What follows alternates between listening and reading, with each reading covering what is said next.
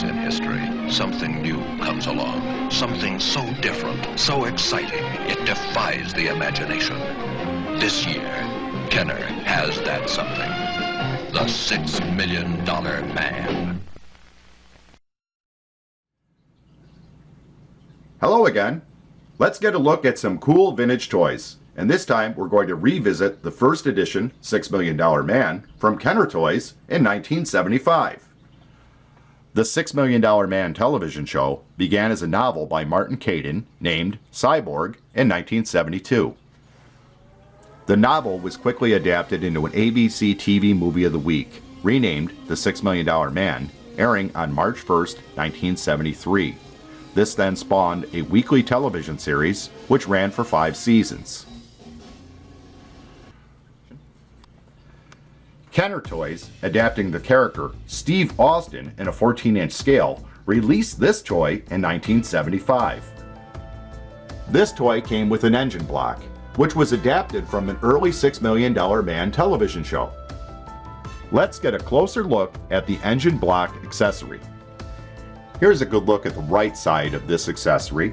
It was cast in 3 different color plastics. It has a gray and a black on the handle, and the bottom of it is red. Here's a quick look at the left side of the accessory. Taking a look at the bottom of the engine block accessory, we have the manufacturing information and copyright notices. Now, let's get a look at the figure itself. The first edition $6 Million Man is distinct due to a few items. The first item to discuss is elastic at the arm sleeves. The first release had this, but was quickly removed due to difficulty accessing the Bionic arm skin under the sleeve.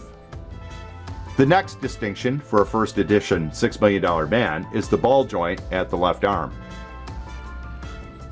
Later editions would have the left arm that would just rotate up and down and wouldn't rotate out. Here's a look at the front of the box and the back of the box, and here's a look at the instruction sheet that came with this action figure. Now let's get a look at the features of this toy, starting with the iconic left bionic eye.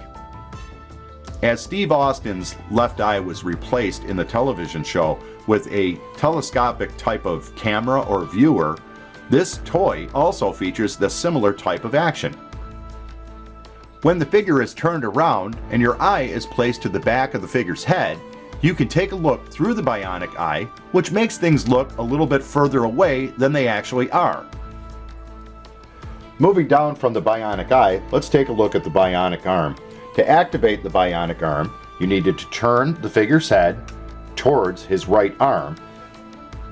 Looking at the back of the figure, we see this red button protruding from his back. That's the action feature button.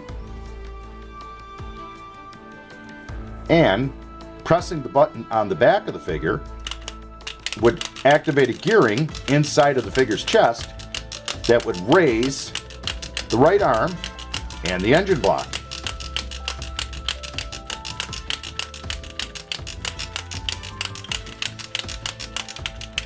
To release the feature, you would just turn the head back towards the center.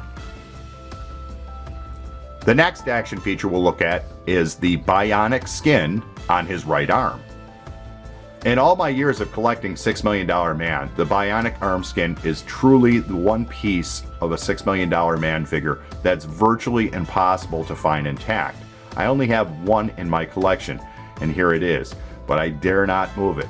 It is actually still pliable enough that it actually is still bending at the elbows and it's not dry rotted.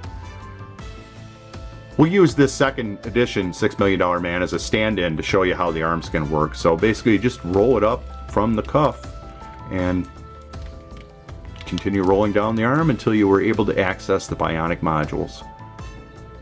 Once the arm skin was rolled up and out of the way, that gave you access to the $6 Million Man's 2 Bionic panels. Here's a look at the lower Bionic module, and here's a look at the upper Bionic module. Accessories from other $6 Million Man toys would actually insert into the Bionic modules to recharge them. There are quite a few sellers on eBay who sell reproduction arm skin for $6 Million Man action figures. Most often an arm skin is kind of found in this really dried up condition and it doesn't really work anymore. Sometimes you can roll them off, but once you roll them off they're virtually garbage. Here's an example of an original arm skin that's just stretched out, just has gotten out of shape and really doesn't look all that great anymore.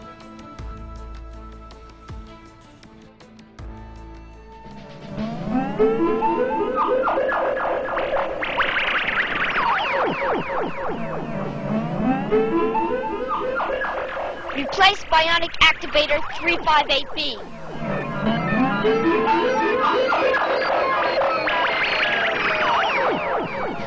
All systems go. We only got a few minutes. $6 Million Man, go to it. Now let's take a look at the body construction and features of the $6 Million Man figure. Here's a look at the figure's head. It's a pretty good resemblance to the actor Lee Majors. Often, this figure is found with dings in the paint, especially on the hair and the eyebrows. Now a look at the back of the head. We can see that he has the opening for his bionic eye, and there's nice sculpting in his hair, and like a lot of these figures, there's some missing paint in that detail. As was discussed earlier in this video, the $6 Million Man figure also articulates out at the left arm. He also can rotate at the elbow. He also has articulation at the hand. They rotate in and out and around. The right arm of the $6 Million Man figure only rotates up and down. It does not rotate out. Be careful not to articulate the right arm if the head is turned to the right arm, because that activates the gearing inside of the figure, which then causes the gearing to strip if you move the arm. Only move the figure when the head is in either the center or to the left position. The figure's skin color is cast in a tan colored plastic. On the back of this figure is the copyright info. Interestingly, at the bottom, it is copyrighted 1973 from Universal City Studios, and on the top, it's copyrighted 1975 General Mills Fun Group. Moving down, here's a close-up look at the waist piece of the figure. It's cast in red plastic and has bionic detail at the waistband. Here's a look at the back of the waist piece, and we can see that the detail also is on the back side. Moving down to the bottom of the figure, we see that he has articulation at the hip, at the knee, and also at the ankle joint.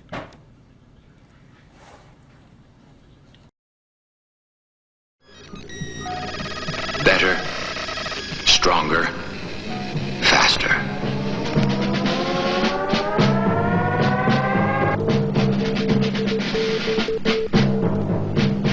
Attention, Steve Austin. We have a red alert. Special UN representative Ayud Nadir has escaped Interpol surveillance.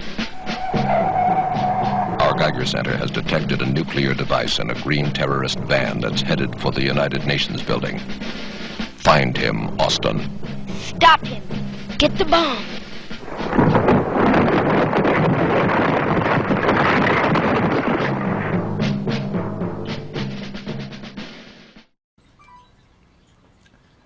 Now let's look at the tracksuit, socks, and shoes. Here's a look at a couple of tracksuit tops, and we can see there's a few differences between them. Often the badge is a little bit higher or a little bit lower, and sometimes the cut in the center is a little bit higher and also a little bit lower.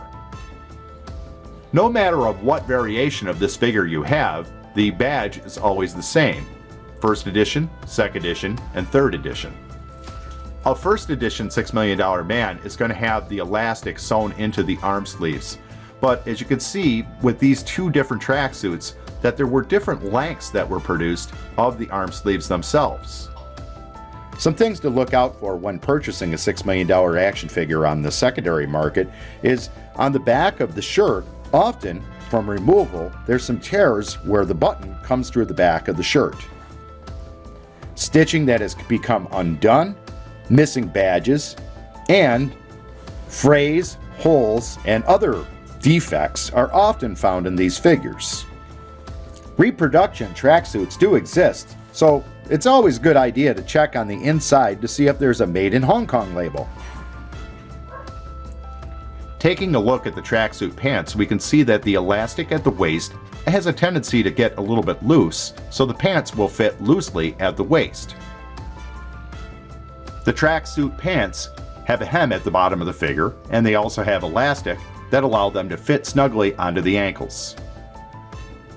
Like all classy action figures of the 1970s, the $6 Million Man action figure came with a pair of socks. The socks fit nicely underneath the cuff of the pants, and they rise up to about the calf. Here's a look at Steve Austin's track shoes, and they're modeled after an Adidas shoe. There's 2 or 3 different varieties of this type of a shoe. There was a black variety that was produced for the Maskatron figure, and also in the red variety, there's a harder plastic variety and a softer plastic variety. When the shoe is turned over, we see that there's a waffle pattern at the bottom of it to give the figure some traction. And here's a look at the shoes installed onto the figure with the socks, and they fit much better when you've got a pair of socks on. There also is no distinction between the right and the left shoe. Steve Austin, astronaut, a man barely alive. Gentlemen, we can rebuild him. We have the technology. We have the capability to make the world's first bionic man. Steve Austin will be that man. Better than he was before. Better, stronger, faster.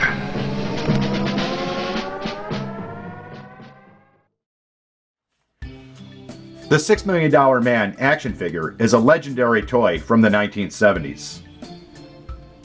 One of the earliest licensed television properties, this was a hot toy for the Christmas of 1975.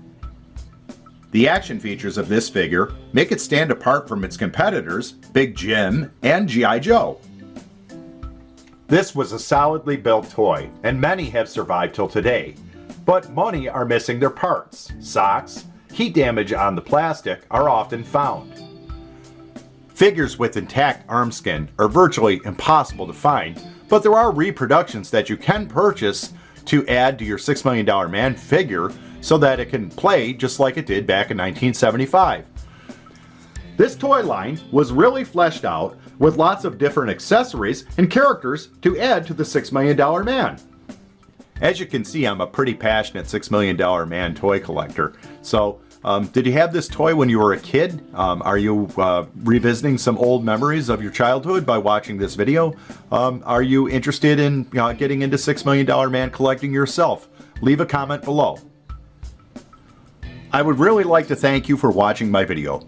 Please like, share, and subscribe to catch my latest uploads. And until next time, we can rebuild him.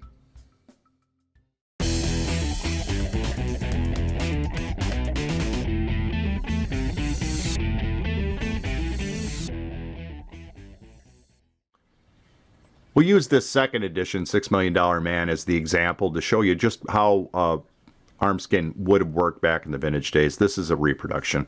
So all you would do is just roll it back until it got up to the elbow and just continue rolling until it tears off. Nice.